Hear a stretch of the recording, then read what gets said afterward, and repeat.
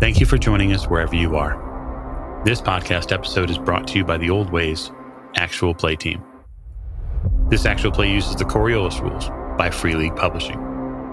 This actual play is performed by adults and contains adult themes. Strong language, powerful factions, and adventures across the third horizon await. All content, including names, places, events, companies, and etc., which may bear resemblance to entities living or dead, is strictly coincidental. My name is Michael Diamond, and for tonight's game, I will be your storyteller. Thank you for joining us again in another episode of the Old Ways podcast. I am your storyteller Michael Diamond. My pronouns are he, him, and we are back with Children of the Periphery, our wonderful sci-fi chronicle. And at the top of the show, as we always like to do, we'd like to thank you, the Patreon supporter, and we would encourage you, if you're not, to check out what we have to offer on patreon.com/theoldwayspodcast. Support the show, join the community, come in and cry havoc, and help us spread chaos all throughout the Horizon realms. Now, we'll get to cast introductions now, which will begin to my right.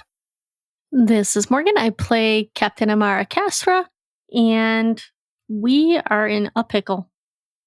You're technically in a ship, but I'm certain that Rakam won't take that as a slight. Next to Captain Kazra. Hi, this is Allie, and I play Kainat Gala. Our pronouns are she, her, and I have some books, but I'm not going to get to read them right away. Nope. Delayed gratification is something that you'll get to know fairly closely at the end of the table. Hi, I'm John. I'll be playing Fida, the ship's mechanic. We both use the he, him pronoun, and my feelings are complicated at the moment. It's a bit of a muddle. Yeah, understand. You're sort of in that post-jet wash of having multiple consciousnesses inside your own brain. We totally understand. We'll give you a little bit of overload.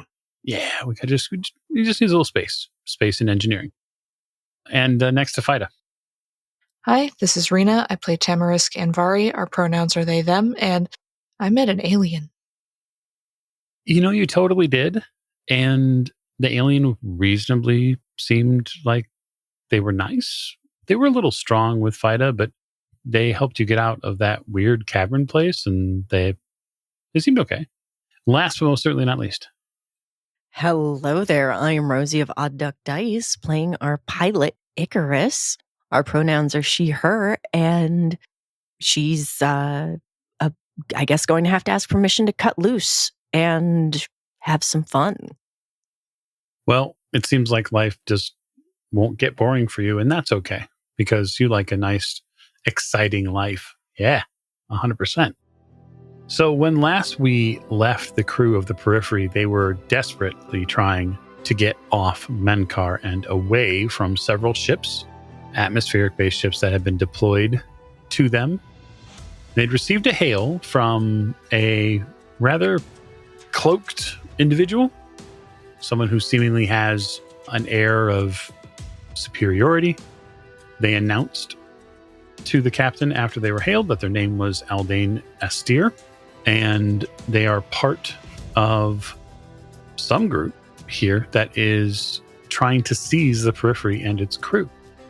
They told the captain to power the ship down or be destroyed, a threat which is rarely leveled in the third horizon. Seemingly, it's thrown around by this woman with ease. And so, what I want to get as a level set is just each crew position and what their plan is to do. We won't directly enter initiative just yet, but that may happen as weapons are beginning to be fired at the Periphery. So since we're in introduction order, Captain, I'll just return to you and ask, what's your order? What are your plans? If I might be able to pose a question to you, storyteller. She said that she was from the Zenithian homogeny. Would I have an understanding of... I'm assuming I would understand what that is as a faction. Oh, yeah, absolutely. Yeah, the Zenithian homogeny is something that you would be well familiar with. So the homogeny are essentially aristocrats. They're part of the people who make up all sorts of wonderful places, and that wonderful places include ownership effectively over the monolith. on Kua. They are the pride of the Zenithian fleet, too. Zenith, their ship, were one of the first shipbuilders here. They also have very, very famous people within their bloodline. So Captain Quasar himself is the faction's council member. So the guy who helped guide the people to the Third Horizon is the face of their faction. So they have vast naval powers. There's all sorts of things potentially that you could think of about what that might mean. Well, I guess I would prepare to try to banter with this person on the view screen. So that's what I'm going to do. Okay. You're going to prepare to soliloquize. Very good. All right. So, Kainat, what are you doing? Well, I am unfortunately dumping my bag like right next to the computer archive thing that I have, and I'm going to my station at Ops, and I'm bringing up the computer and finding the targeting sensors and getting ready to lock on if I need to. Okay.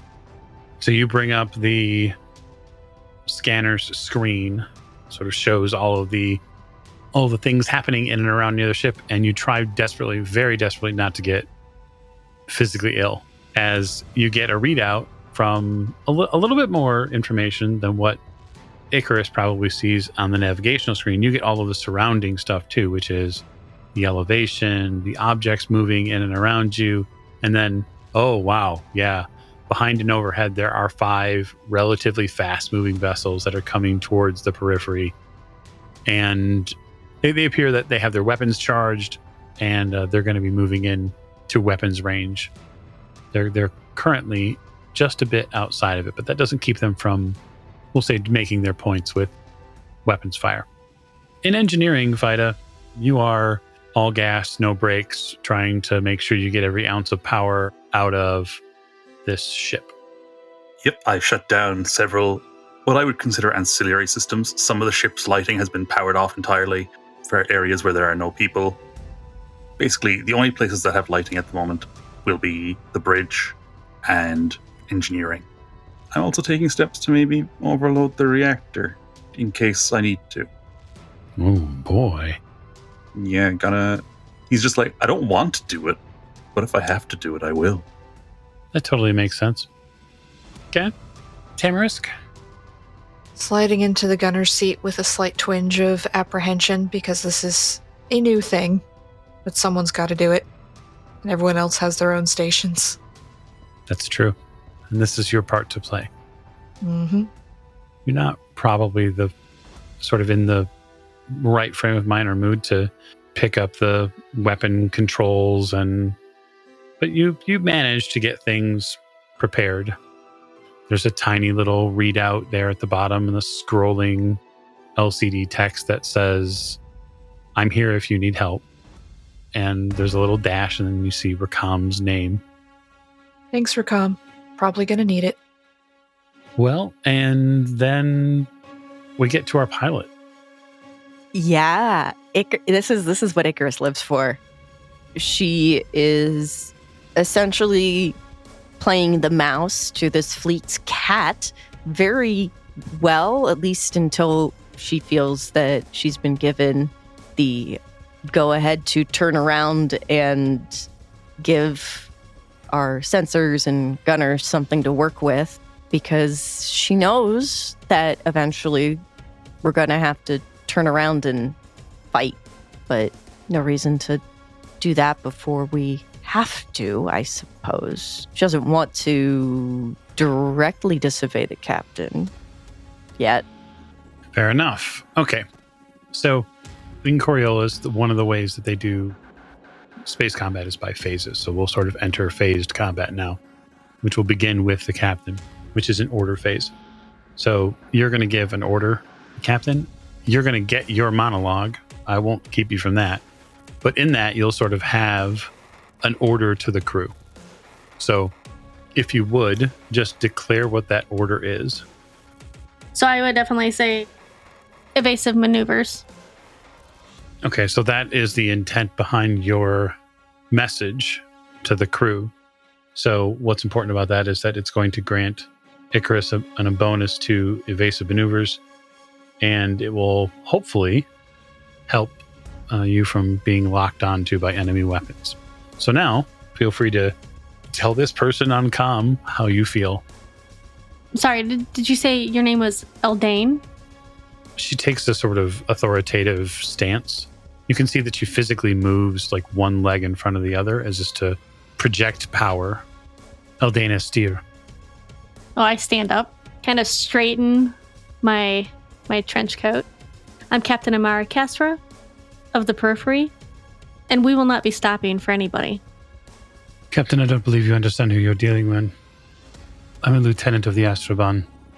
So, out of character, Astraban is not something that is unknown. So if you'd like, if anyone here would like, I'm happy to give them a cultures roll. I will roll. Yeah, I'll make that roll as well, just because I feel like Fighter might know. Can I make that roll as well? 100%. I got 1 success. And I got none. I got 3. I also got 1, but I look forward to hearing what Tamarisk has to share. The Astraban, as many of you know, is the intelligence agency that sits inside of the Zenithian Homogeny. That's what most of you know. They're essentially an intelligence agency. They have many different potential uses, but one of them is enforcing Zenithian cultural beliefs. So the other problem here is something that really only Tamarisk understands. And the thing that Tamarisk understands is that the Astraban is also, in effect, a secret police organization. And they're the type of people who will literally set you on fire and throw you into the garbage. Worse yet, Tamarisk, you have, rather unfortunately, heard about Astir. She has a long reputation of being a absolute vicious interrogator. She's not a nice person. People don't like her, and people generally stay away from her. It also means that if she's been sent after you, that the trouble you thought you were in is way worse than you actually realized. So I'll leave you with that. Okay. So the captain basically says, listen, we're not stopping for anybody. There's a little bit of a back and forth, but we'll move then to the second phase, which is the engineering phase. So, Fida. We have 2 energy points with the ship at normal, operating within the green. Yep.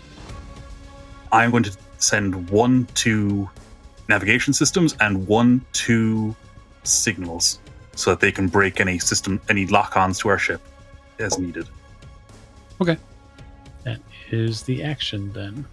Okay, so we're going to skip around a little bit then, and we'll go to the pilot's phase now. What's on the dinner plate today, Icarus? Well, I have been ordered to evade, so we're gonna do that. Okay, so when you make an evasive maneuver, you are going to make a piloting roll, and you are going to gather some dice. So you get the maneuverability of the ship as a bonus. You're also being given bonus dice because you're being directed, and you're not having to necessarily question about what you're going to do, which is helpful. What is the pool for the ship? Because I know what my pool is, but you mentioned a bonus for the ship. Our maneuverability bonus is 1. That's 4. So what you're going to do is you're going to create a critical success on pilot, and you're also, with the overflow, going to create a complication for them trying to follow you. Okay. I would like to tell you what I sort of see that as, and you can, of course, decide how you feel about it. It's a critical success, so feel free to take narrative control and tell me what you're doing. Okay. You mentioned like rock formations and such, that sort of funsies. Yep. She's going to take advantage of those and try to sweep around behind one of the other enemy ships that are following us, sort of try to keep one of them in between us and the lead ship that this scary person is on. Okay, that makes good sense to me. So you'll outmaneuver them this turn. Past that phase is sensor phase. So that will fall to Kainat. So there's a ton of different actions you could potentially take during this phase. All of them require datagen to do so. Yep, which I have. Cool. So you could attempt to target lock one of the vessels in pursuit. You could attempt to break target lock once they attempt to get a lock on you. This is also pulse or meme attacks. So you could launch data pulses at them or meme attack the opponent to basically overcome the electronics that are inside their vessel with a bunch of gibberish information. Or, well, you can't utilize the disappear function because as far as you're aware, the ship does not have stealth technology. Yeah. So we don't currently have a target lock on us, so I don't need to break a target lock. Correct. Not yet. Is there a hold action, or do I have to act during phase? It is use it or lose it. Okay. Then I want to launch a meme attack at them. Okay. So it's a self-learning program. I basically throw it at an enemy ship to get an analysis and see like where its weaknesses are. Mhm.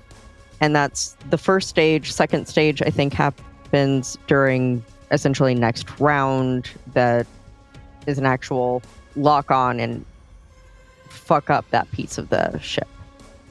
So yeah, I'm going to try to successfully scan a ship anyway. Yep. So it costs you 1 energy point to perform that action. Yes, and Fida already mentioned that energy point went to me. So I'm going to roll wits and datagen, which is 6 dice. Awesome. Yeah, just 1. Okay. So you are beginning your sensor data collection in preparation for launching the meme. I think it would be fitting too if you considered what kind of meme you were going to launch. Just what will it look like? What will they see? Consider that. So realistically, what it's going to look like is a manipulated form of basic, that letters are facing the wrong way or facing backwards, and they have accents randomly where they should be, and sometimes numbers are mixed in. It's basically just to overwhelm and confuse the part of the computer that I'm attacking. Mm-hmm. And I imagine you'll let me know what part I might get to attack given the scan. Yeah, so I think the best way to do this is sort of a random table, and that is that there are 5 distinct parts of the ship, right? So you could affect the command structure, you could affect the engines themselves, you could affect sensors, weapons, or the person piloting the ship. So with 1 success, I'll roll a d5. All right, so you end up targeting their sensors. And that means that we fall to Tamarisk, who could actually fire the other weapon. Can I call offensive or defensive to the captain? You can freely speak to the captain as you like. Offensive or defensive fire, captain? Are they firing on us? They have already fired at you, yes. We should fire back. Okay. Give it all you got. Which is not a lot. We didn't do a target lock during the sensor phase, so that's a -2. That's true. But because of his crew position assisting you, Rakama's going to afford you a single die of bonus. No successes. Okay. You could either leave it like that, or you could attempt something like... I did pray to the icons earlier. Does that... Yeah, so you can pray to the icons and you can gain more dice. You can gain 2 dice on the reroll. Okay. So I'll do that then. There we go. That's 1. It's better than 0. The attack roll is a ranged combat test, which has been completed. And so the heavy accelerator cannon on top of the ship goes off, which is all sort of strange for all of you to hear, because you've actually never heard the gun fire. There is a distinct electronic and likely hydraulic whine that goes off before it fires. Like you hear it turn on the top of the ship.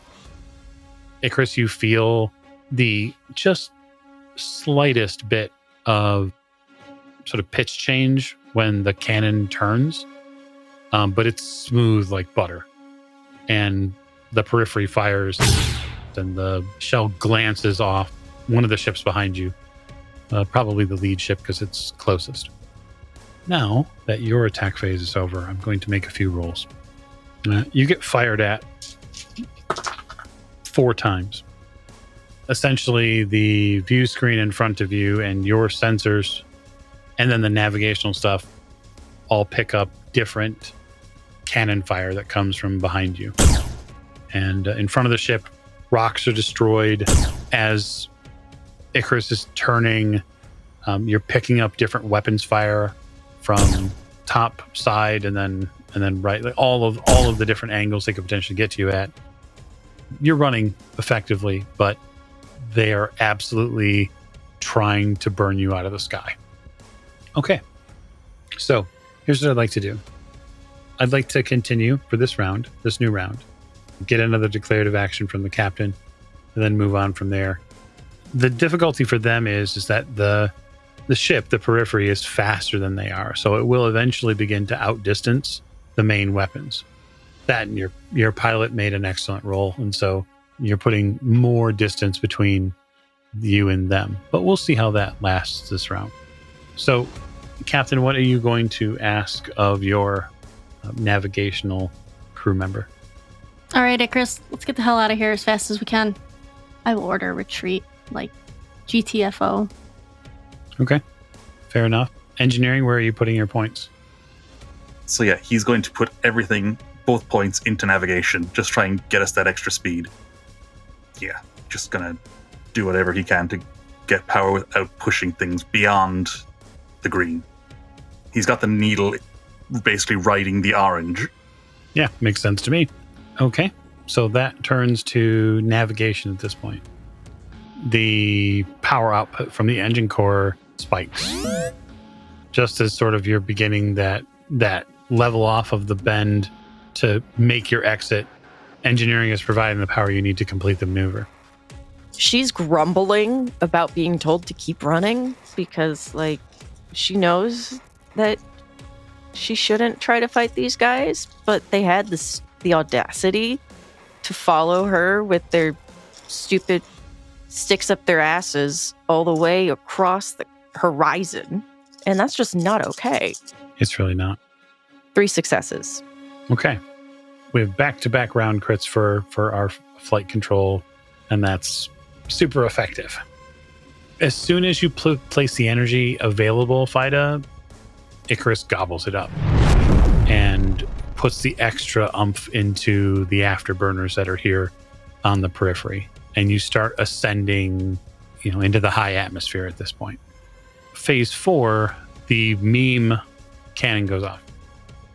Yeah, I can't actually roll for it though, I think, because I think I still require energy to do it. Oh, yeah. So it's just going to have to pend and wait until another phase where you have another point of energy to actually enact it. Yeah. It just hangs out. It's fine. Fortunately, memes can be used at long range. Mm-hmm. Okay. And I would be happy to give Tamarisk a long range or medium to long range shot if that's what you want. How many penalties is that? Because I might be down to just the 1 die at that point. Let's see here. You wouldn't be at any penalty just yet. Okay. You're not at long range, just you're about a medium range, so you've got an opportunity to strike. Okay, so I'll attempt that. Nope, no successes. Okay. The cannon fires again, but the shot goes well wide. Trying to compensate for the speed at which Icarus is maneuvering the Periphery is very difficult. And it makes sense that you're not getting hit. And that sort of makes sense that you're going to have trouble hitting other folks. Okay.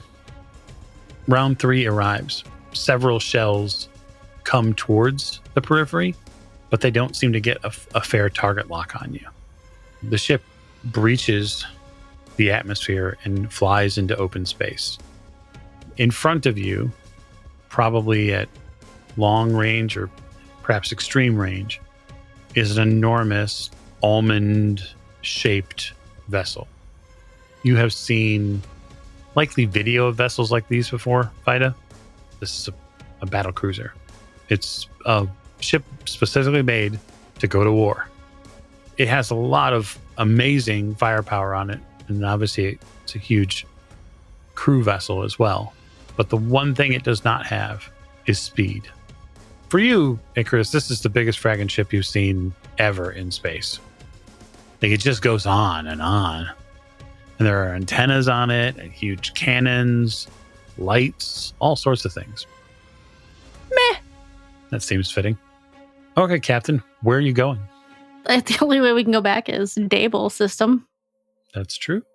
I get on the intercom. All right.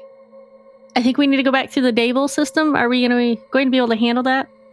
Is the ship going to be able to handle that?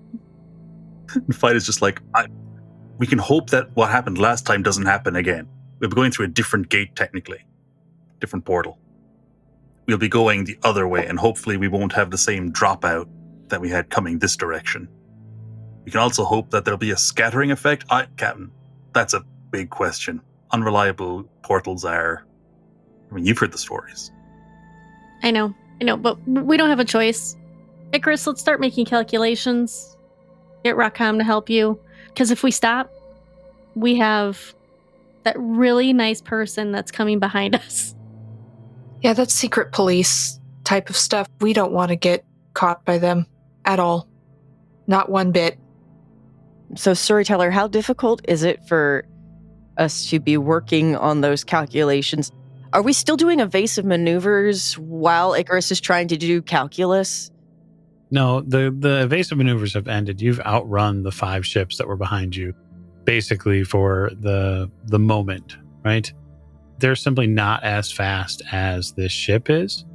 And so with a few rounds of putting the engines into overdrive, you managed to put enough space and time between the two groups where they're not going to fire any weapons because you're well out of range, and vice is also true.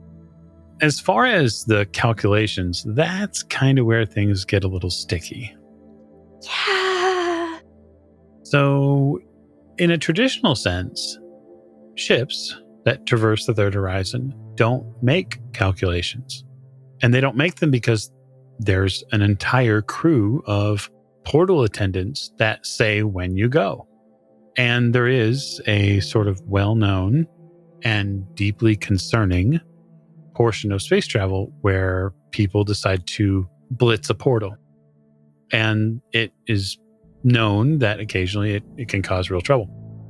But if that's what you're going to do, because you don't really have any other direct option, you can't sit at that portal and wait for them to calculate a jump to Dable because you'll get captured. Or worse, blown up. And so that's okay. I'm certain that we can figure it out. So Icarus takes a moment to sort of like slump over the dash and almost like she's trying to give it a hug.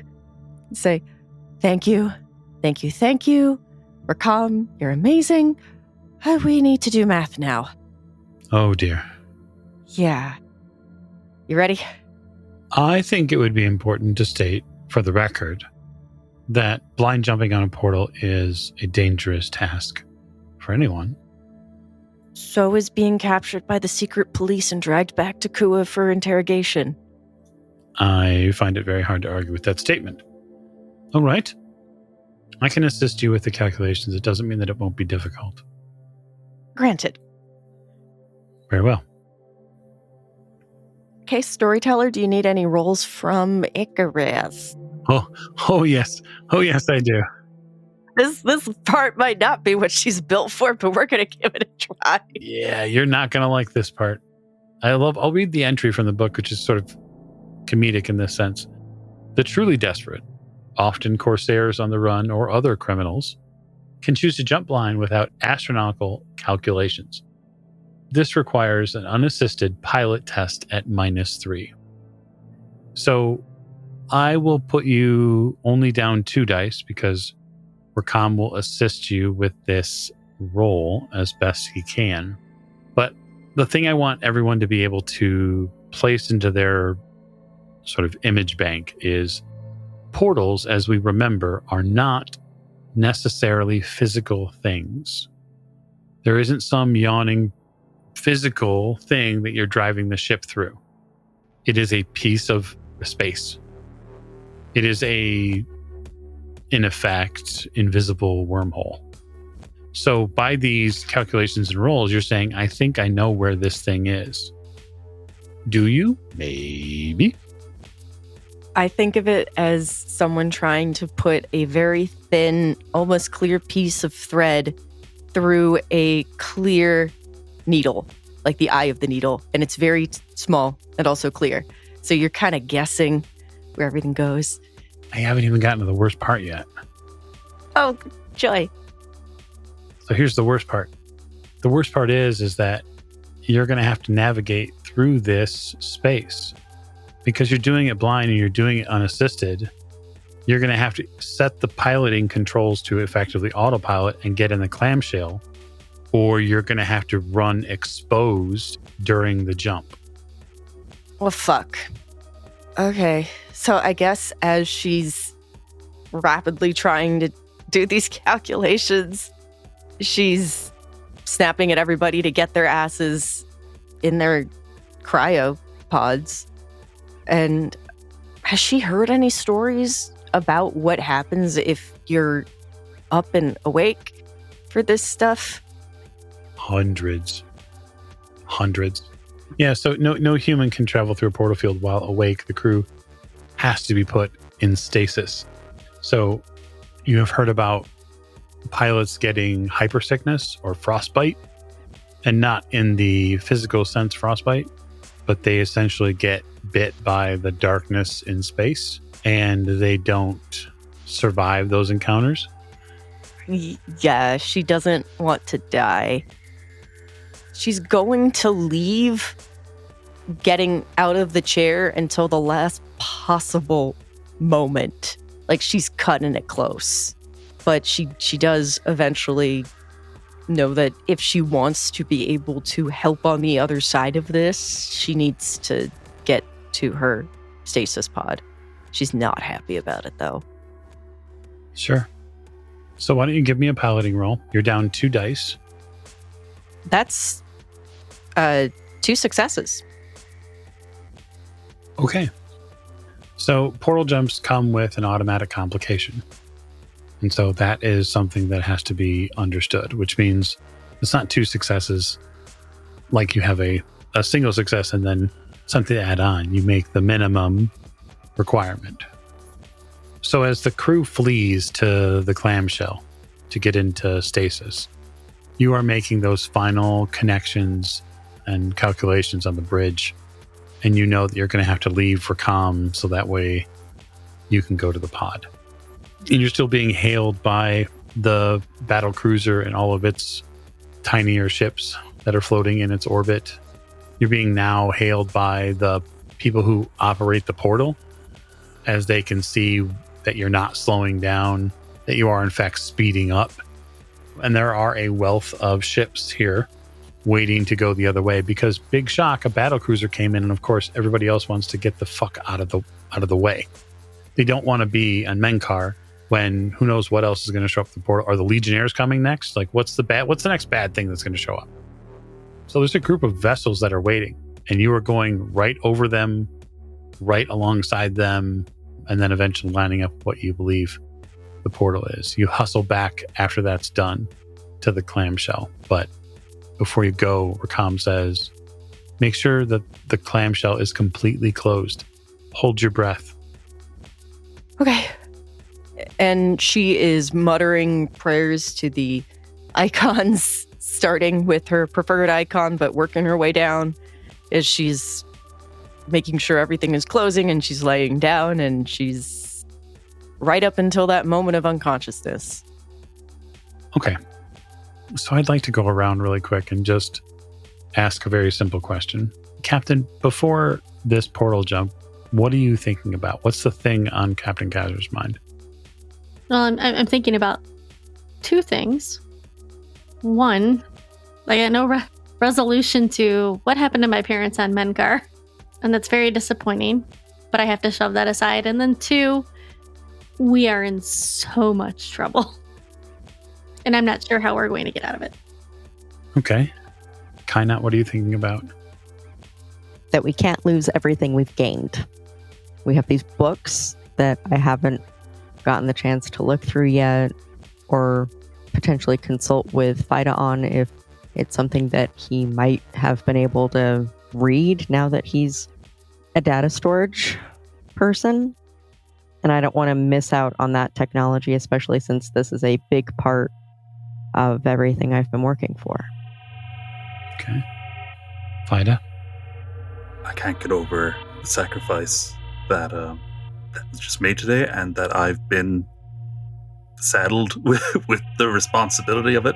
We just met, and I am just a guy who likes to tinker with engines, and this is a bit much, but hoping for the best.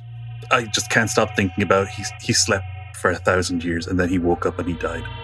Yeah, that does sort of continue to bounce around inside your brain, that he was really only awake for a few minutes before he met you, and had to make the choice to dump all this information on you because he realized he was going to die. So, Tamarisk, what are your last fleeting thoughts before you go through the portal? Thinking about being shot at and possibility of dying and all of that, and how I haven't apologized to Lila before going off on this big adventure, and that I need to do that if we get out of this, and all the things I could tell her and might never get to tell her. Yeah, that's fair. Icarus, as you get into position and get prepared, Lady, grant us mercy. as you feel the clamshell seal, Icarus, you hear a strange, almost alien voice in the room. You hear it as the lights dim for portal transfer. You hear, "Mercy, do you deserve it?" What happens next is sort of a strange, tumbling series of memories. You feel yourself pass through something. You remember this feeling a little bit, Fida, especially when that one portal transfer didn't go right for you. And then there's images for all of you that are abruptly sent into your brains. You see yourself stumbling around the ship like it's seemingly empty, devoid of people. They come in flashes. Most of you appear near places that you're most comfortable with. So either your quarters, your position spot, potentially on the bridge. Tamarisk, you find yourself rolling around in the Arboretum at some point. And it's not a pleasurable thing either. It's like, oh, I can't control my body. I don't know what's going on, but here's some leaves in a tree. But they are these captive memories, meaning that they're held in very specific moments and places and spaces in time. And on the other side of that portal, which you seemingly somehow reach, you're all outside of the clamshell already. You're all in different spaces on the ship. You're still wearing the same things you were wearing when you went into the stasis pods. But there is a feeling like you don't remember getting out. And the lights here are still dim as if the ship still hasn't gone through the portal yet. Gonna call up to the bridge. Did we make it? You don't get a response. Fida leans against the wall in the room, and he's like, "Rakam, status report." Sensors are placing us in the Dable system, although we are a bit off from the intended jump coordinates. He looks at the captain and then gives Icarus like a big thumbs up, just like "Oh, you did it. Our skin's not inside out." How about the internal systems? Are there any damaged, or? Some electrical pieces that you and I are going to have to look at. That's all right. We can do that. You all see a holographic projection pick up in the hallway. It's near Fida. It's purple. There's a person standing there now. Fida, you, of course, know exactly who this is. Yeah. You're just like, oh, well, that system's working. That's good. Yeah, projection systems seem to be okay. The holographic image has Rakam's voice talking to Fida. Just raise an eyebrow. And you guys notice that Fida looks Rakam's avatar in the face as he's talking to him, as if he was a person. It's just, he's like so much more comfortable with that. Yeah, he's just like, all right, well, I'll let you folks get up onto the main deck and up onto the command bridge, and I will go down and I will his thoughts are all out of order, and sometimes that new information's just cropping up, like giving him mathematical formulae that he doesn't really fucking understand. And he's just like, I'm going to go down and I'm going to check the hardware in engineering. Okay, I got to tell you some stuff, man. You might be able to help me with dealing with some of this. I don't know. So everything here is purple. The entire holographic protection is purple. It's shades of purple, though. Lighter, darker, depending on tone. And it looks like the holographic emitters are giving this image some shape and density, although it's fairly clear that it's also a projection. He says, after you. Unless you need something else, Captain. Nope, not right now. Thanks, Rakam. As they walk out, Fight is just like, you know when you access a new database, what's that like? How does that feel? To be perfectly honest, most times it's terrifying. He's like, you won't believe what happened to me down on the planet. I swear to the gambler. You will not believe this. It's weird they become really pally all of a sudden. Turns out when you save somebody's life, maybe they become a bit more trusting. Yeah, the two of them just walk off and start chatting like they're old friends. It's somewhat strange for the most of you who have seen what Fighter's reaction's been to Rakam in the past. Well, that's different. Icarus, let's get up to the bridge and get a beat on where we are and try to move away from the portal because they're going to follow us. Yep. When did... And she points sort of after where Rakam and Fido went. She's like, when did Rakam get, like, purple and start walking around? I just shrug my shoulders. You know, at least him and Fido are talking. That's good. Yeah. I cannot believe that we pulled that off. I'm going to go be sick now. And then she runs off to vomit somewhere because she probably feels really freaked out right now because that was insane. It helps steady you after a minute. It's something that needs to happen and you take care of it. On the bridge, those of you going to the bridge, you can tell things here don't. Like it takes you a minute to draw back up the bridge lighting and to correct things. It didn't auto-correct. Getting your position, Captain, you can tell that you're actually quite a far way away from the portal, farther than you would expect. Can I tell how much time has passed since we... Yeah, it's been probably 2.5 hours, rather than the blink of an eye that it should be. Is there a record of some sort that indicates when the clamshells opened or shut? Because you indicated that we all had some memory of not getting out of them, but we were definitely out of them. So how long were we actually in them? Well, that would be a data gen roll to get in and access the ship's internal sensors and recordings and any of the specific data when it comes to the stasis pods. So I do not have data gen. Is this the sort of thing that I have to be trained in to make the roll in, or can I just roll with wits? Yeah, it's a trained roll. This is an advanced skill. It's essentially like decking or hacking in other systems. Like you have to know what you're doing to get at it. Then she will ask Kainat to check on that because this is fucked up. I assume you're calling me to the bridge then, because I'm not in the bridge right now.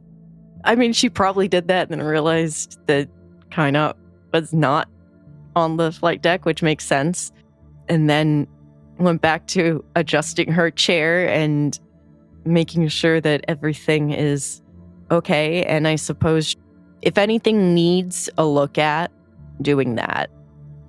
Yeah, you have several systems to adjust, not just pitch and yaw, but lighting, and you have to correct a bunch of stuff. Because essentially, when you get the ship, you are not what you would say at 0, right? You're more like this right now. And so you have to bring the attitude and adjust the ship itself. You were all sorts of just discombobbled. And so that takes time for you to correct. Because we all know what discombobulated looks like. Okay, so what's everybody else doing? Tamara's, Captain, what are you up to? I went to the bridge with Icarus and the captain. Awesome. Okay. So it takes probably 10 or so minutes for everybody to get things back where they should be. Why they're so out of shape, you have no idea. You do find that one of the deck plates has some strange aberrations to it. Like there's something on it. It almost looks like mechanical oil. Like somebody might have, like another ship might have been near us. No, like something's leaking maybe. You can't find from where though. Vida winds up stripping the ceiling plates in that area, looking through all the all the lines, and then he's like, "Is it here? It looked like it was dropping onto that plate, so it should be." Why don't you give me a wits technology roll? I would love to. Or I would take a wits metacurgy roll. I have one higher point in technology as a skill, so I will take that. Okay. Alrighty. 3 successes. Awesome. Critical success. You know one thing for absolute certain. This is not machine oil, nor is it hydraulic fluid. Son of a... He like dips his index finger in it and rubs his index finger and thumb. Wow, it's cold. Yeah, like instantly like wipes the index finger off on his trousers. He's just like, "Oh, the only thing I know that cold is space." He's just kind of like, and he just like the phrase, "a being completely inimical to us, biologically incompatible." Oh no. He's like, and they weren't able to stop it. Fight is going to try and clean this up. He puts on like the big heavy gloves from engineering for handling heated components, and he's just going to get like just a roll of rags and just start scrubbing, just trying to wipe this off and soak it up. Okay. You start cleaning as best you can. There isn't any solution, meaning chemical solution, aboard the vessel that seems to cut whatever this is. You do also find that as you move it around, it kind of makes it worse in the sense that it tends to spread. Yeah, it's not absorbing at all. No. And whatever it's doing to the deck plates does not look healthy. Like, and one of them is beginning to slightly warp. He's just like, I see. And he's just going to take up those deck plates. Okay. All the affected ones. He's just taking them all up. And he's just like, Rakam, I'm going to be taking these plates up. Can you put a note in for the next time we make dock to replace these? They should be pretty easy to do. They're standard size. Sure. Still wearing the heavy gloves, and he's bringing them all down to the airlock. Mm-hmm. He's putting them down right next to the door. All right, once he's got all of them there, because he goes through the whole ship and chases this out, and he's just like, right, well, Rakan, would you be so kind as to vacate the airlock? Thank you. Once it's sealed, when I'm back on the ship. Oh, yeah, absolutely. So in a moment of somewhat frivolity, the hologram of Rakam pushes the airlock button. Not that he actually depresses it, but the hologram hits it, and then the airlock blows. Did Vida tell us he was doing that? Nope. He's literally just doing it. Okay, then you probably get a what's going on down there? I've just voided some garbage. Out the airlock. Yep, best way to get rid of it. You know, we have ship systems for that. This stuff was non-recyclable. Also, several panels from the hull are missing, so you're going to have to watch your step when you're going along. What did you do? What did you do? Don't worry about it. Oh, I'm worried. As I said, just watch your step, you'll be fine. I'll put down some cover things for the meantime, but I'll get proper replacements when we're next at port. You're definitely hearing this over intercoms. She's on the flight deck in the pilot's chair, so you're getting this over the intercom, but you can feel her glaring at you. He's just like, please trust me. It was the only way. Get rid of what was there. Yes. So yeah, there are, as those of you would eventually tour the ship, there are deck plates that are now missing, and that is a little strange. You do have to do sort of this hop, skip, and jump in certain places, but for whatever, Vida said that it was necessary, so there is safety tape along the edges. So it's got that yellow-black chevron along the edge. Yes. Space OSHA intensifies.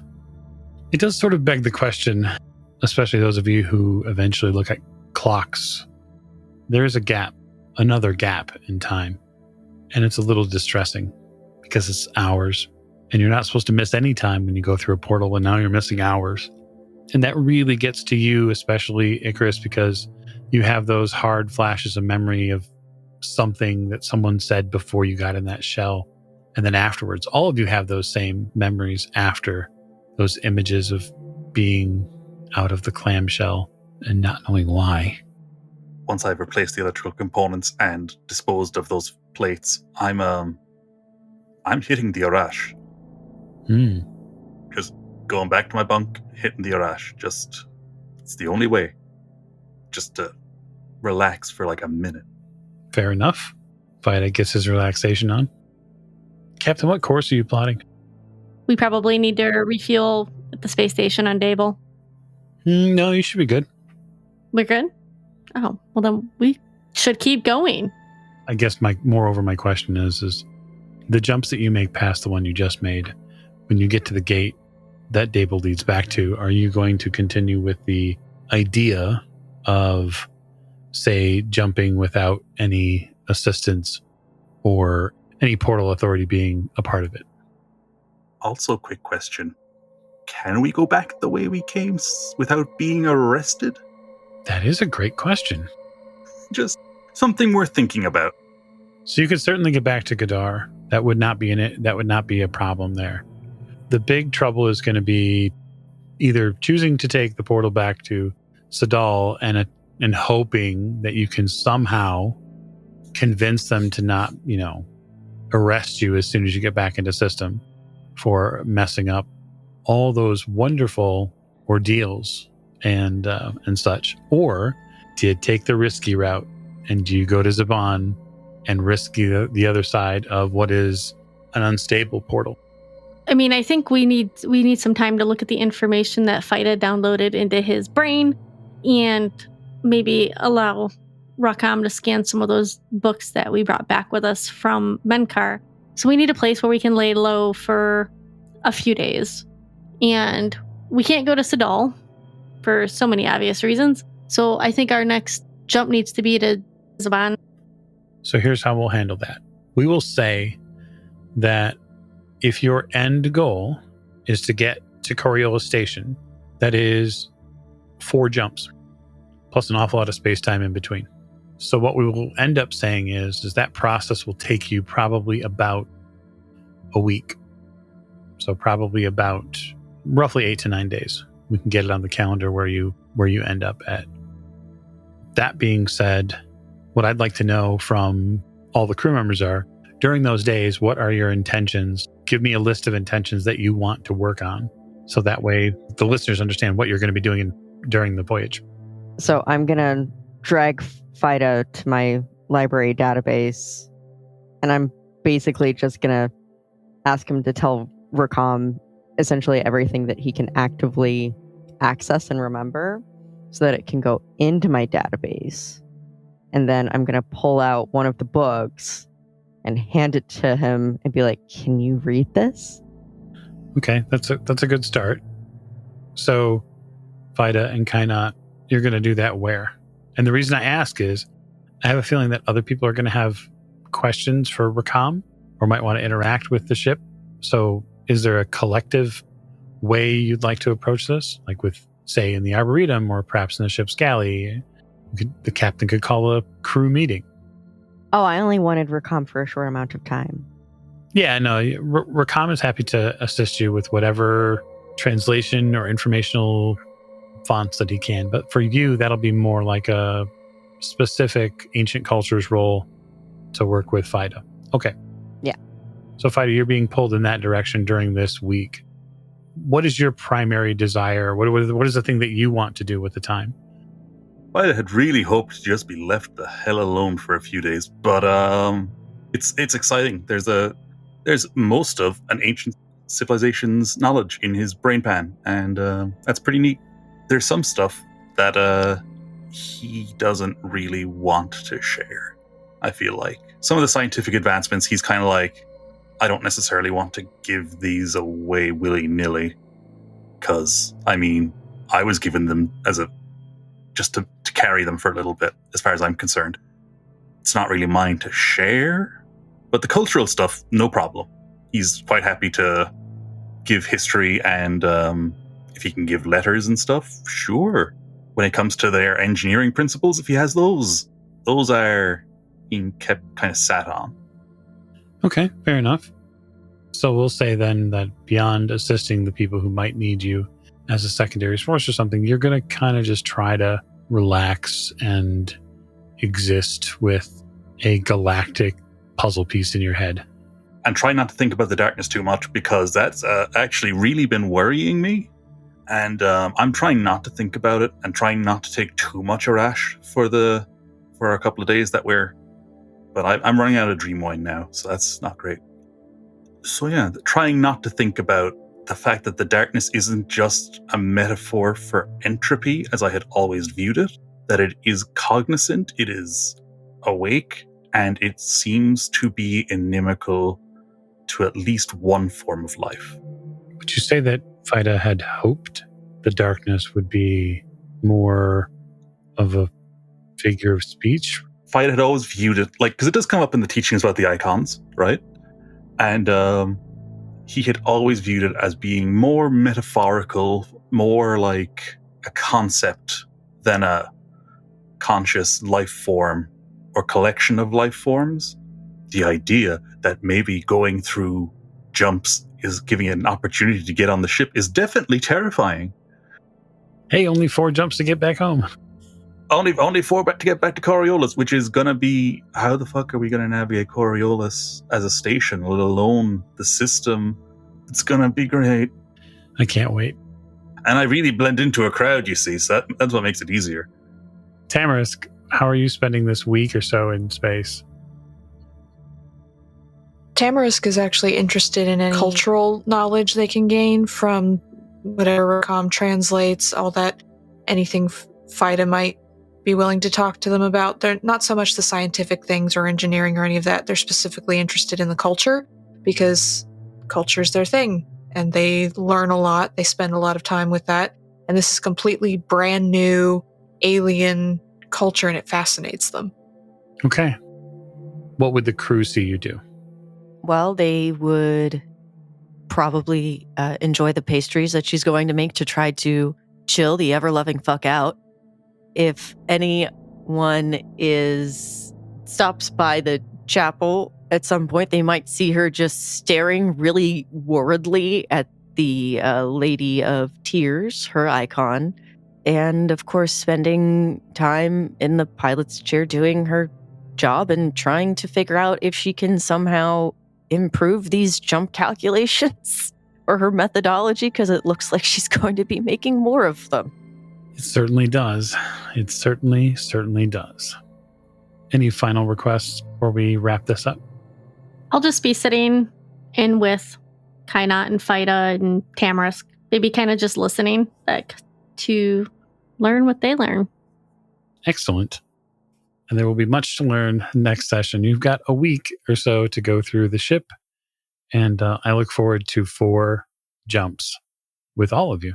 So thank you again for joining us in this episode of Children of the Periphery. We greatly appreciate your listening ears, and we can't wait to see where the Periphery sails to next. Thank you, and good night.